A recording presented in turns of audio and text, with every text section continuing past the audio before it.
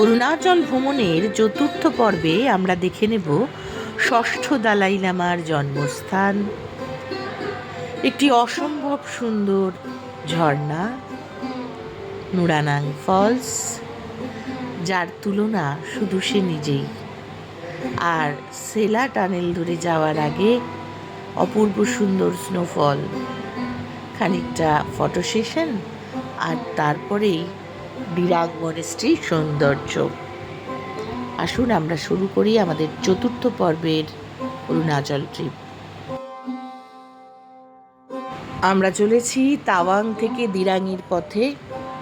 Border road অর্গানাইজেশনের তৈরি অসাধারণ রাস্তাগুলো আমাদের যাত্রাটাকে সুগম করে দিচ্ছিল। রাস্তার ধারে ধারে ইয়াক চড়ে বেড়াচ্ছে। আমরা প্রথমেই এসে পৌঁছালাম ষষ্ঠ দালাই লামার জন্মস্থান। ষষ্ঠ দালাই লামার জন্মস্থান।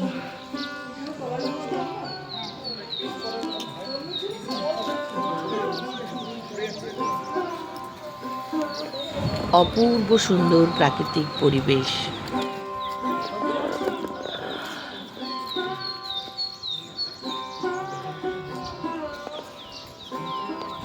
প্রতি পদে পদে আপনাদের অরুণাচলকে ভালোবাসতে বলবে। এরপরে আমরা রওনা দিলাম নুরানাং ফলসের উদ্দেশ্যে। প্রথম আমরা দেখতে পেলাম নুরানাং ফলসকে।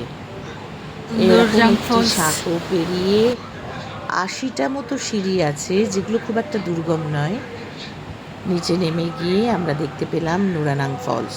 পৃথিবীর কি অপূর্ব সৃষ্টি, কি সুন্দর এই জাং ফলস, নুরানাং ফলস।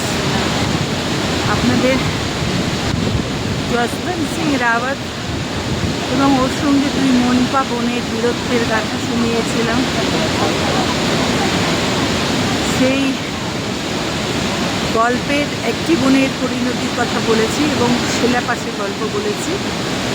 এটি হচ্ছে অপর আরেকজন বোন নুরা, তার নামে এই ফলসটি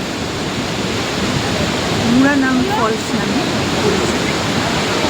অরুণাচল গভর্নমেন্ট সম্মান রক্ষার্থে এই দুই মনপা বোনের সম্মান রক্ষার্থে একজনের নামে শিলাপা, শিলালেখ, ও আরেকজনের নামে এই ফলসটির নাম রেখেছে।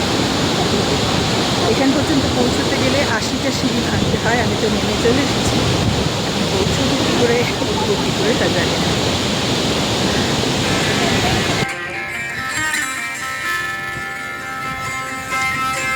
সেলা লেক থেকে বেরিয়ে আসা ছোট্ট একটি জলধারা পাহাড় থেকে নেমে আসা অন্যান্য গ্লেসিয়ার গলা জলের সঙ্গে মিশে তৈরি করে নুরানাং নদী।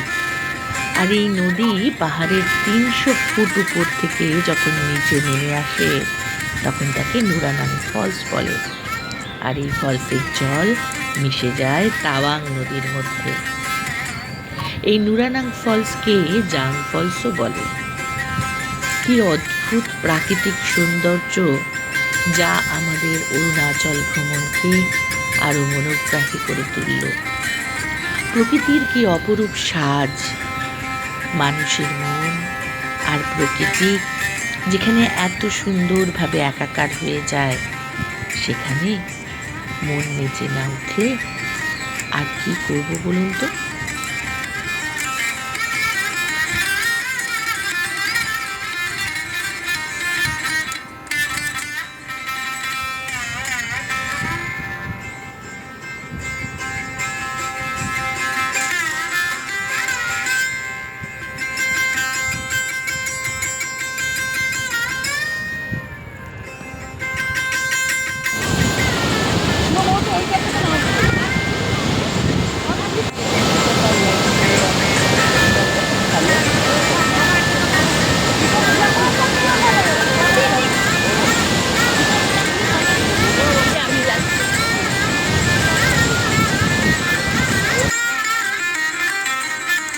দুচোখ ভরে এই ঝর্ণার সৌন্দর্য উপভোগ করে এবার আমাদের ফিরতে হবে।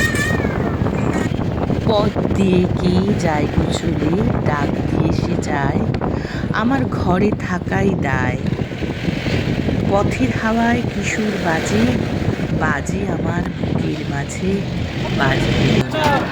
এই যে সামনে শেলা টানেল, শেলা টানেলে আমরা যাব।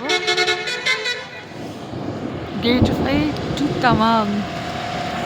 আর প্রচন্ড স্নোফল হচ্ছে, প্রচন্ড, যার প্রচন্ড।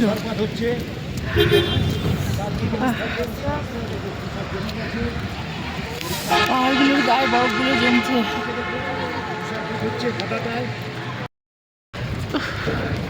আমার চুল, জ্যাকেট সব স্নোতে ভরে যাচ্ছে, এত স্নোফল হচ্ছে। এ দেখো জ্যাকেটের উপর টুপিতে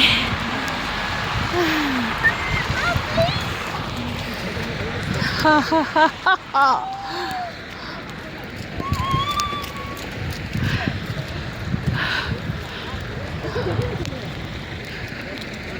Snowfall.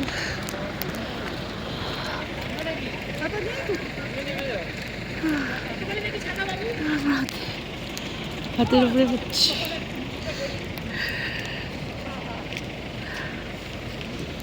ওরে বাবা, আমার জামাটা দেখো। স্নোফল হচ্ছে পুরো।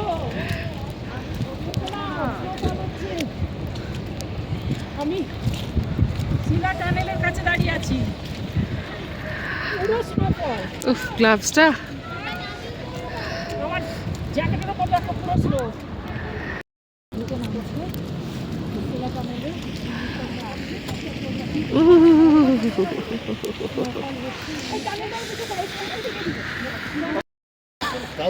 একটু বরফ খাই, গোলা খাওয়া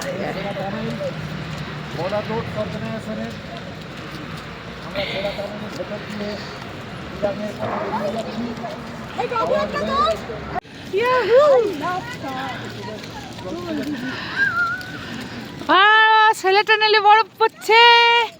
এই বৌদি বরফ তুলেছে, গোলা তৈরি করেছে, বরফের গোলা।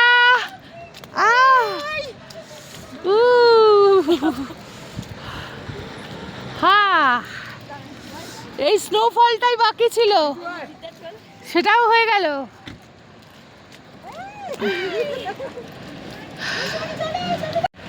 সেলা টানেলে ঢুকবো আমরা এখান দিয়ে, আর রাস্তায় বরফ পড়ে পুরো জমে আছে, এখনো ক্রমাগত পড়ে যাচ্ছে।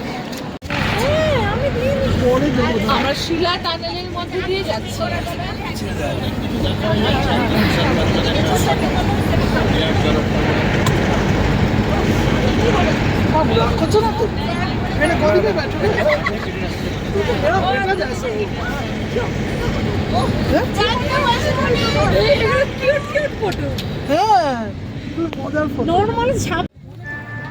অরূপ তোমার বাণী, অঙ্গে আমার, চিত্তে আমার, মুক্তি দিক সে আনি।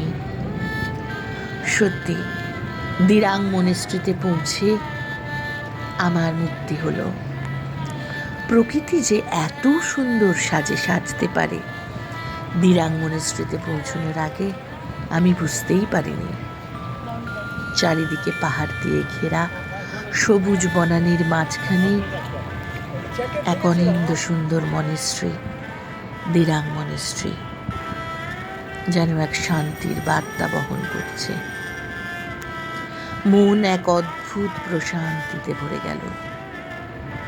চুপ করে খানিকক্ষণ বসে রইলাম মনেস্ট্রির সামনে, যেখান থেকে এই ভিউটা দেখা যাচ্ছে।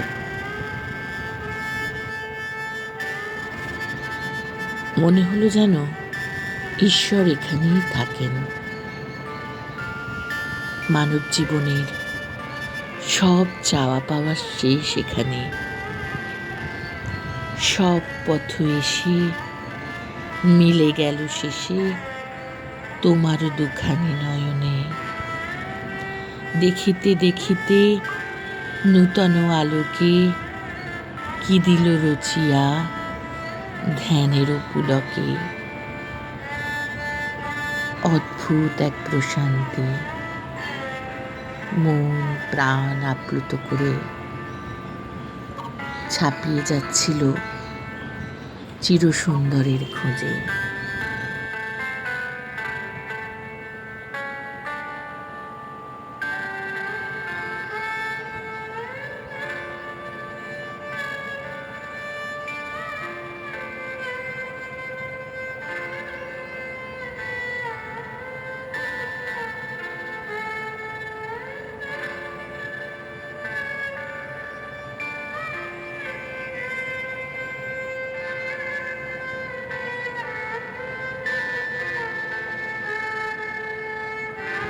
এই সঙ্গে শেষ হলো আমাদের অরুণাচল ভ্রমণের 4র্থ পর্ব।